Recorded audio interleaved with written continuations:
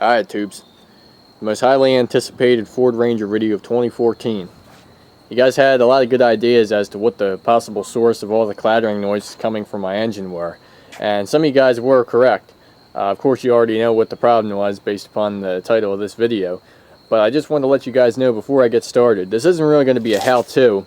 However, if you're planning to, or you know someone else is, or you're having trouble, or whatever, anything to do with timing chain tensioners on the single overhead cam 4.0, definitely watch this video, because there's a couple other how-tos on YouTube which were good, but they left out some crucial parts, and that's why we had problems, because there were some things we just didn't know about.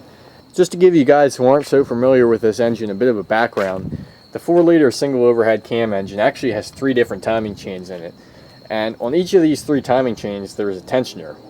The first timing chain, which goes from the crankshaft to the jackshaft, has a leaf spring style tensioner, or at least that's what I've been told. And you can't get to that one without serious teardown. The next chain, goes up to the right head, and that has a tensioner on it. It's a hydraulic style tensioner, which I'll get more into detail later, which you can see it right there. It goes into the top of the right head. But it's not that easy to get to. You can get to it from outside the engine, but you do have to remove a number of different items here, and we'll get to that later also. And then the final timing chain is actually in the back of the engine, and that goes from the jack shaft up to the left head. And the tensioner for that one is accessible from outside the motor.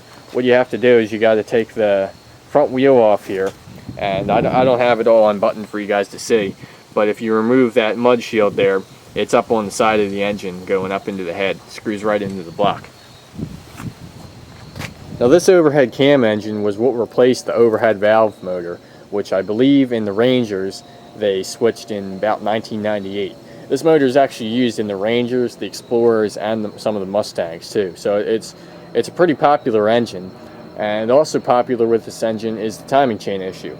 So basically what happens is, over time, the plastic guides and the cassettes, which keep the chain in place and keep the chain tight, start to wear out. I believe years 98 to 2000 were the worst, because the type of plastic they used was a real low-grade plastic, and it just was prone to wear. And I think, 01, 02, 03, those years are kind of, they're better. This is an 02. They're still not great. And then in 04 plus is pretty much where the problem was fixed.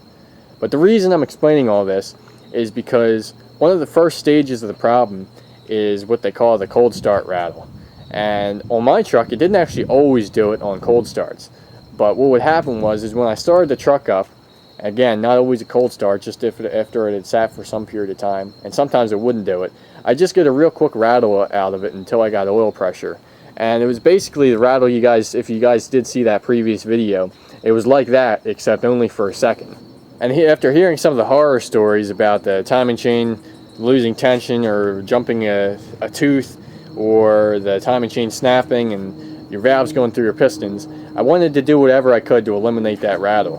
Because my theory was that the problem would simply progress, and one of these times it would keep rattling and not stop, and then the guides would break and all those horrible things I described would become a reality. So after doing a lot of research, I came to the conclusion that the noise I was hearing was coming from the timing chain tensioners. I have one of the tensioners here. This is the one from the rear, the one that came out of the left head. And basically the way they work is they're a hydraulic tensioner, but they're also spring loaded. And so what happens is, or at least the theory of operation, is that when you're doing a cold start, you don't have any oil pressure, which is why this plunger here is spring loaded. So this plunger is supposed to keep the chain tight until you get oil pressure. And the oil pressure, of course, enters the tensioner right through this little oil passageway, and then that keeps this thing solid. So apparently this spring gets weak, and then your tensioner no longer functions as it's supposed to, and that's why you got that startup rattle. Now the tensioners, at least according to the reading I've done, are supposed to be replaced every 60 to 70,000 miles. So considering that this truck is approaching 140,000 miles, I figured that chances were, whether they were done at 60 or 70,000 miles or not, they were due to be replaced again, and that was probably why I had the startup rattle to begin with.